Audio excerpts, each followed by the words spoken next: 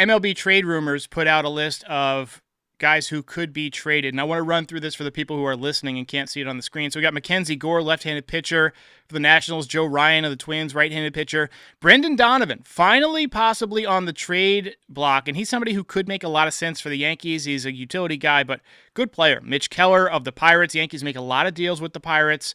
You notice that Skeens is not on here, but we will talk about Skeens in just a minute. Sonny Gray, I don't see the Yankees being interested in him again, although I know that you're a Gray fan, so I went ahead and put him on here. Pablo Lopez is somebody that I personally have liked for a long time. He's a really smart guy. He was going to be a doctor if he didn't become a baseball player. So Pablo Lopez is somebody the Yankees really should consider if they decide to add pitching, and I think the Yankees are always looking to add pitching, but if they're able to move some of their other pitching in a deal for, let's say, a star hitter, then maybe you're going to need to replace that arm, and he could be somebody you look at. Pete Fairbanks, relief pitcher for the Rays. I've always liked him. This is a guy who is a great personality, too. I think he would do well in New York. Freddie Peralta is somebody we talked about at the beginning of the year as being a potential trade deadline asset. He did not get moved, but he is going to be a free agent. Ryan Jeffers, catcher. Sandy Alcantara, pitcher. I thought his stuff looked great down the stretch. I mean, I know his numbers were not great. I was hoping the Yankees would pick him up at the deadline. You got Brandon Lau for the Rays second baseman. Stephen Kwan, and this is going to be our next topic before we get to Skeens and Skubal, is that he's been subject of trade rumors today. So he's somebody who could get moved. Adolis Garcia, who had some big years, some big moments, but has kind of taken a step back. Jonah Heim also could be moved. Randy Arozarena for Seattle. He's somebody who I've always liked his aura. Actually, you know what?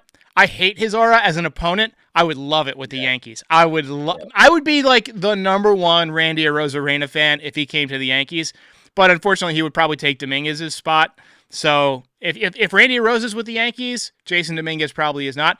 C.J. Abrams is somebody who I thought was interesting that they brought up. And I'm going to pull up his StatCast numbers because he was part of the other Juan Soto trade from the Nationals to the Padres. Let me go ahead and share the screen here. This is a guy who, he's kind of what we want Volpe to be. 260 with a little bit of pop.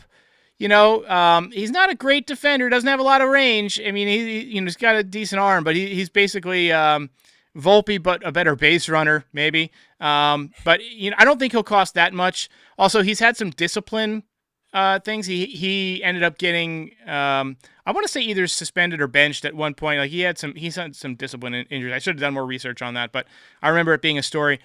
Josh Young is somebody that can play third base. I mean, if the Yankees decide to move Ryan McMahon, I could see Josh Young being somebody they pick up. Nolan Gorman, another infielder. Mark Vientos, there's been talk that he could be traded from the Mets.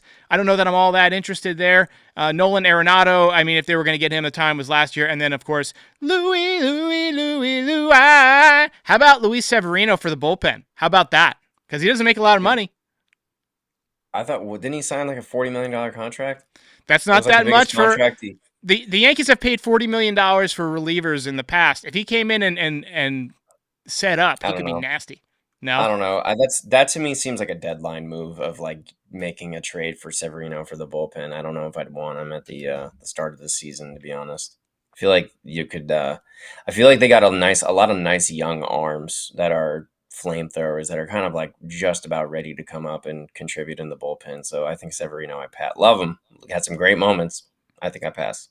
So that's kind of the landscape. Let us know in the comments who you're looking at. But Stephen Kwan is somebody that we got to talk about. There was a prediction here from Anthony McCarron of SNY. He says Yankees will trade Spencer Jones straight up for Stephen Kwan. And that's interesting. Stephen Kwan only struck out 60 times this year. I mean, he is exactly what the Yankees need for this offense. Speed, stolen base threat, excellent defender, and not a free agent until 2028. Let me get your thought on Stephen Kwan for Spencer Jones. Would you pull the trigger on that deal if it was offered right now? I would drive Spencer Jones to Cleveland myself to make that deal. To me, Stephen Kwan, the more I tuned out And the more I just sat in my misery of the Yankees losing in the playoffs yet again, and thinking of that picture of me when I was 9 years old, the last time with the trophy, the last time they won, I'm thinking about what the Blue Jays are, and the Blue Jays are the quintessential pain in the ass. They don't get out easily. They're tough at bats every time. They grind out at bats. They play good defense. I know IK have had a mishap there. They run the bases decently well, but they play good defense. They make the plays. They have tough at bats, and they don't strike out a lot. And the Yankees are the exact opposite of that. And to me, the Blue Jays just kind of proved, well, October baseball is a totally different game than regular season baseball. We don't know this. I know that the home run and the analytics do work over the 162, but you don't get a large enough sample size for the stats to really be advantageous in October. And to me, Stephen Kwan is the exact player that this team needs. He might be my number one priority this offseason if you can get him. Wow. Plays that good defense, doesn't strike out a lot. He would be the perfect leadoff hitter. You could even hit him like 5 if you wanted to put him in the middle of the lineup just to drive in runs when guys are on. But to me, I know I got a couple people going like, no, I'm sorry. This is the perfect piece that the Yankees need. And he might get a couple extra homers just with the short porch. But to me, this is the guy. You got to get him. I'm not a Spencer Jones believer. I mean, I know he's got power. He just strikes out too damn much. He's like, you talk about two players that are completely opposite. I mean, you got Kwan, who never strikes out, struck out 60 times. And you got Spencer Jones, who would strike out probably 220, 230 times in the major leagues at minimum. And we got Brian Bashman saying that we're vastly underestimating Spencer Jones. I disagree. I don't think you can read too much into his AAA home run numbers. There's not a lot of great pitchers in the minor leagues. It's very thin. Like if you can pitch, they get you in the major leagues. I'm just not a huge believer, but hey, maybe he proves me wrong. Maybe I would be okay with calling Spencer Jones up to be the fourth outfielder, and if he hits his way into the lineup every day, sure, because we know he's got a good arm and he's a good defender. But I definitely I'm not into giving him a starting job at this point, and he's too old to be in the minor leagues, I think. But let's. Sorry, go ahead. I'll just say this, Laz. First of all, my trade package was different than that. What they had, I had the Yankees trading Dominguez for Kwan, just because Overpay. I just don't think which may be an overpay, but I don't know. I don't think Cleveland's really reluctant to give him up. The thing about it's like Jones, like you said, he's going to be, what is he, 25 in the minor leagues? It's like, okay, the Yankees, it's kind of like, you're going to trade him or you're going to play him? Pick one. The Yankees already have like 6 players that have the Spencer Jones sort of, mindset. It's just home runs, the 3 true outcome player. I don't think they need another one. You need something different in the mix. Let me stop you right there because we did get a call from Steve in Maine. Yeah, hi Derek. Steve calling from Maine. I got a bone to pick with you. Another bone. Last year, in the beginning of the year, I recommended that we have to start playing for today and not for tomorrow. And if it's necessary to trade Lombard for a big shot pitcher or a big hitter, we should do it.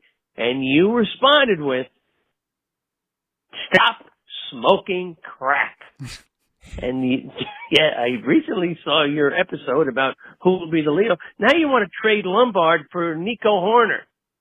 Come on, buddy. Come on. I think you owe me an apology.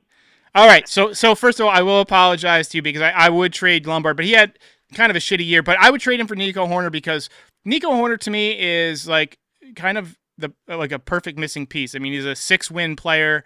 He's a contact hitter, a good hard-nosed guy. He's basically what the Yankees did to get Chuck Knobloch in '98, and Knobloch was such an important piece that year. I know he went on to have throwing problems later on, but I mean, that would be basically a redux of that deal.